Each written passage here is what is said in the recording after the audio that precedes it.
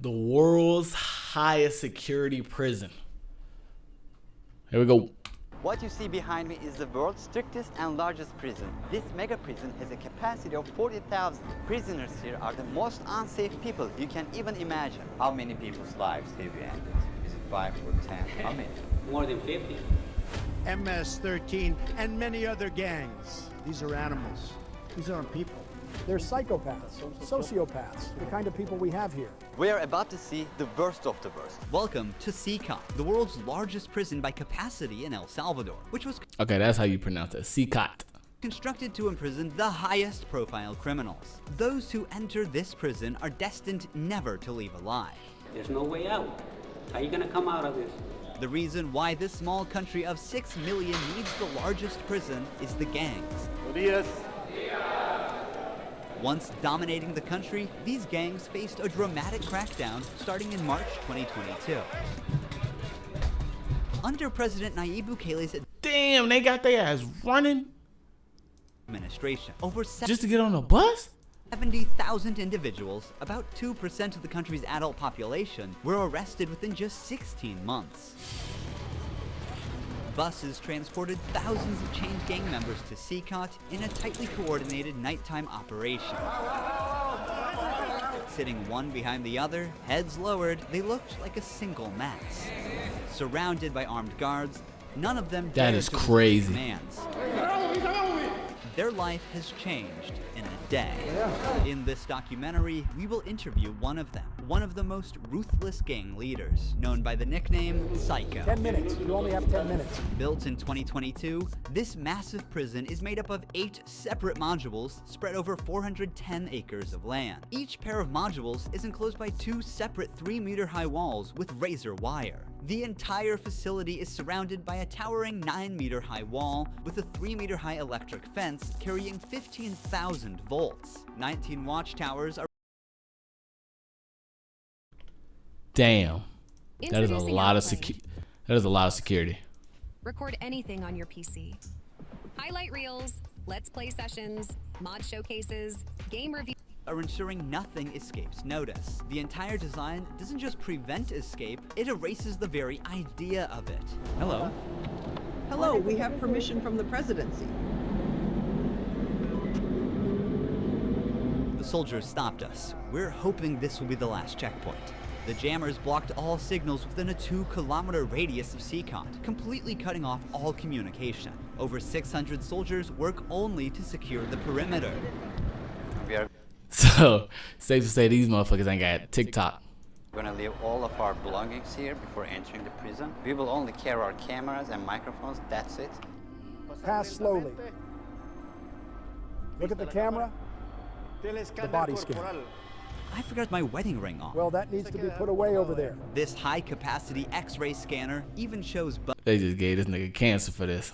It's mainly used to scan newcomers, ensuring no one tries to sneak in anything forbidden on their body before entering. The inmates used to swallow some objects, or they would try to bring them in vaginally or anally. Micro SD memory cards, microchips, and not only that, even phone chargers. Another thorough body search has been. They putting phone chargers up there is wild. They even inspected inside our socks. It took us around 1 hour just to pass through security, even though we were invited as media after months of applying. Guards are wearing masks because they're doing a risky job here. So if they get identified, it might be riskier for them to go to town centers because these gangs, they have a lot of connections. So. Oh, that's smart. Why don't you wear a mask? I have to talk to them face to face, looking them in the eye. They already know who I am. We're in the registration room. This area is for inmates only. When a criminal is captured on the street, Damn! or give their real name. That's why their fingerprints and photographs are taken here to enroll in the system. Once they become a permanent part of CCOT, the inmates lose all contact with loved ones for the rest of their lives, as family visits are strictly forbidden. It's also important to note that What? innocent people were mistakenly imprisoned during the big crackdown. Because of the no-contact policy, their families have no idea where they are or if they are still alive. For some, What? could be their first chance to see a missing loved one. Before entering the modules where the inmates are, we visit the armory of the prison. This How does that work? in case of possible riots, and these convicts are the most. How does that work, chat? I don't know. The type of firearm we use is a T-65 rifle, similar to the M16 rifle. We also have this other firearm, which is a 12-gauge shotgun. A Sig Sauer rifle allows us to maneuver in spaces that are too tight to move. Whenever criminals are arrested and dragged to the bus, various cuffs and chains are used to restrict their movements and minimize the risk of harm to officers. Has there ever been a riot? So far, there have been no escape attempts. We have the worst of the worst within criminal organizations here. The riot gear consists of a head protection, a face shield, neck protection, an anti-trauma vest, leg protectors, shin guards, and of course, a shield. Generally, in the prisons, we see inmates invent any kind of handmade weapon, like awls or knives. They are fully protected. You can see how he protects his feet. Since this prison is so large, we have to hop on this bus. We are entering the module area. To keep the country safe, 1,000 staff members work inside CCOT. It is impossible, but let's just imagine that an inmate get out of the fortress. These pebbles that you see are put here intentionally because when they walk on these pebbles, it works like an alarm system. It makes a noise, they cannot sneak away. Have they tried to escape? No. Could they try? Difficult, because they would have to go through a series of security rings.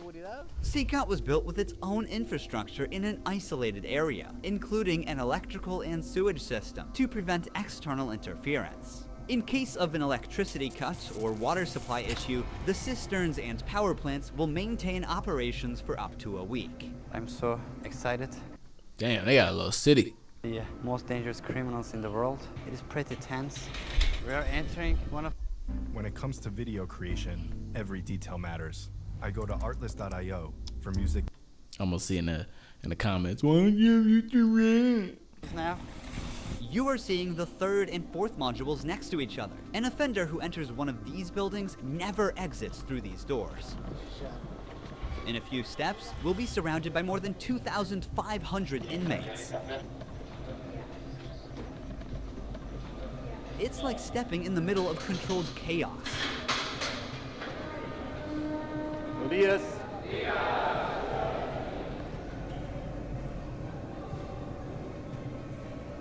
What? This is so intense. Their eyes are all on me, following my every step. Getting an eye contact with them. Bruh. There are so many of them. Ain't no way. Speechless. I can't help but feel unease. All of them wear white shirts, shorts, and slippers. They don't have any other belongings. Most are barely out of their early 20s and convicted of serious offenses. Even the most infamous criminals in history have an average of 20 to 30 proven victims. But here, some of the inmates are responsible for hundreds of innocent people's lives. Can I? Damn. No. If you have any questions, I can answer them for you. If they try to communicate with me now, what are you gonna do? I'm not going to allow them. They know from them that subsequently there may be a penalty for not abiding by an instruction. I'm curious to know which of these group leaders I'll be interviewing. It is forbidden for us to pass this yellow line because these are one of the most dangerous human beings on Earth. Without the bars between us, everyone knows exactly what could happen. There are 32 cells in every one of the 8 modules making up the mega prison. Each cell holds around 80 inmates, but the number can go as high as 150. Despite Damn. capacity, the inmates only have 0.5 square meters of personal space each. Prisoners do not have any ventilation rights or courtyards to walk outside their cell. Each inmate here have been given one of the longest sentences you can even imagine in your life. The only thing that doesn't change that all these inmates will never get outside. They will never see sunlight. The only people are authorized to get inside and outside are the personnel and sometimes media like us. They will never ever leave this building. If you see their look, you can see the emptiness in their soul. They don't have any hope towards future. They look very robotic. Their life is so monotone. Shit like a damn zoo. They have like 2 toilets for 80 inmates. It's literally humiliating these inmates. Like their whole confidence is disciplined here. The same place where they use the toilet is also where they take showers. Oh, what? Dippers in a single shared basin. There's no running water in the cells, so the prisoners have to rely on one blue barrel for drinking water. Where they sleep is these metal bunks. No pillow, no mattress. Damn. It receives just the bare essentials, a white sheet, a uniform, socks, slippers, and a towel. That's it. The prisoners spend their entire days on their 4-level bunk beds. They have stacked tightly, like items stored in a warehouse. As part of hygiene and order, inmates are shaved every 2 weeks by personnel. Long hair or beards aren't just unhygienic, they can also hide sharp objects. Let's take a look. Take off your shirt and line up here. Now they are taking their shirts off. These inmates were once part of the MS-13 and Barrio 18 gangs, which controlled the neighborhoods of El Salvador. These 2 rival gangs spent years extorting money from locals and causing great suffering to Salvadorans. There is Barrio 18, MS-13 gangs all together in one cell. That's right, just like that. The entire module is the same. They all live like this. Outside, entering each other's neighborhood could mean being torn apart. Yet here, they are side by side until their last breath. Okay, I was gonna say, are they beefing? They have to learn how to live together. Here, they are in a prison. They are not on the street. Most of the inmates have tattoos covering their entire bodies, even including their faces, showing their loyalty structure. For MS-13, tattoos often include initial letters or the number 13. Members of the other gang use symbols like 18 or 666, which add up to 18 and symbolize the devil, or they... That shit crazy. Having gang tattoos on one's face is a clear sign that they are one of the most ruthless and high-ranking members of the organization. Crossing paths with such a person on the street is the same as staring death in the face. A spiderweb tattoo represents being caught in the web of justice and serving a long prison sentence. The devil horns tattoo is a dark symbol that represents these individuals' worship of the devil. Some even claim that they carried out their actions under the devil's command. A teardrop tattoo signifies that the person has ended someone's life. The number of teardrops indicates how many lives they've taken. If there are 3 teardrops, it suggests that the tattoo's owner has taken so many lives that they've lost count. With the phrase "laugh now, cry later," these masks or clown tattoos send a clear message. Stay strong in the face of hardship now and deal with the consequences later. Are all these people truly bad? And them shackles was tight as hell. Who will never... Cuffs, not shackles. If you look at the upside, there's a catwalk area. Guards consistently watch over the inmates from this elevated spot above the cells. If anything suspicious occurs, they will intervene while an extensive network of cameras observes every corner 24/7, ensuring nothing goes unnoticed. The modules are kept lit all day and night for monitoring. When the sun goes down, the lights stay on all the time. They are constantly being observed. I think this is one of the hardest things. When they try to sleep, they use their towels and cover their eyes to block the light. Damn, they don't even get... The important lessons from the... Damn. Shouldn't have did them crimes. Exercise over here, there's a trainer there. This is the only time these inmates get out of their cells. These activities take place for a total of 1 hour per week. Hold on, before you pay for yet another app to manage your team, let me introduce you to Connecting, the one under the watch of armed guards. For the rest of the time, they are locked inside. They used to control the streets. Now, they can't even take a step with their free will. It's a rotating schedule. There's not enough space, so they can't all go out on the same day. Has there ever been a chaotic incident when these inmates were outside of their cells? So far, nothing. Whenever we focus the camera on a cell, we often catch a prisoner silently mouthing words. Even behind bars, gang members attempt to send orders to the outside. This prisoner was doing just that, but we censored him to block the message. Despite That's crazy. significant power outside, rumors suggest they have plans for taking revenge by targeting innocent people. But in response, the authorities threaten to impose even harsher measures on imprisoned members. If they do that, there won't even be one meal in prison. Uno. I swear to God, they won't eat a grain of rice. Let's see how long their homeboys last inside. Here they... Oh, gosh. Breakfast, lunch, and dinner. Breakfast is usually beans and rice. For lunch, they get white rice and pasta. And dinner's pretty much the same. The only thing that changes is the drink. There's no nutritious food like chicken or meat. This is the lunch. It's rice, pasta, and 2 tortillas. Does the menu vary from day to day? No. Is it the same every day? It's always the same. It's for freshmen. Okay. It's a sugary drink. I'm going to taste it for myself. Inmates must eat with their hands and clean their plates before returning them. With a diet lacking in protein, many likely suffer from nutritional deficiencies. Before starting our interview with an inmate, I want to show you one more place that is even more extreme. They are killing these. Oh, man.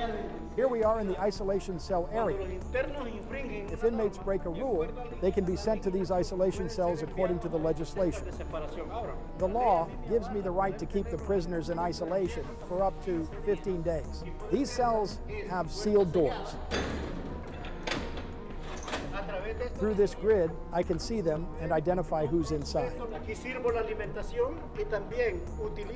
We serve food here, and we also use this space to put handcuffs on them before opening the door to move them from here to their cell. Welcome to the isolation cell. If an inmate misbehaves, this is where he ends up. He won't know the time or how much longer he'll be kept inside. For days or even weeks, he sleeps on this concrete bed without ever leaving. They are cut off from the outside world, left alone with nothing but their thoughts. This is where they supply their water. There's a water basin here. They take their water here, and this is where they pee. The basin for drinking water and the toilets are located side by side. The toilet looks recently used and dirty, suggesting that this cell has recently been used. The only light they have is this little hole that barely lets the sun shine. They got the sweat box. Air. What is the most challenging thing about isolation room, according to you? Inside, you don't even see your hands. So when someone is isolated, it is necessary for them to have something, a book, anything, to keep their mind clear. But here, they don't have access to any of that. No matter how tough a criminal is, this kind of isolation breaks them. This is necessary for the type of offenders that we have here. People who once played God by deciding who would live and who wouldn't live deserve the worst punishment. We don't show them mercy. They can ask for forgiveness, and may God forgive them. But here, he ain't lying. there's so many victims, and it's the least they deserve. Now we're going to interview the inmate. He ain't lying. He has a 34-year criminal history and has spent the last 25 years as a high-ranking member of an organization. 10 minutes. You only have 10 minutes. 12 guards are barely enough to ensure the safety around this inmate. Remove the mask. What is your name? My name is Marvin Ernesto Medrano Vasquez. How old are you? I'm 41 years old. You don't look 41. You look younger, like. You sound like Esteban. That's a good thing that you told me, because I feel old.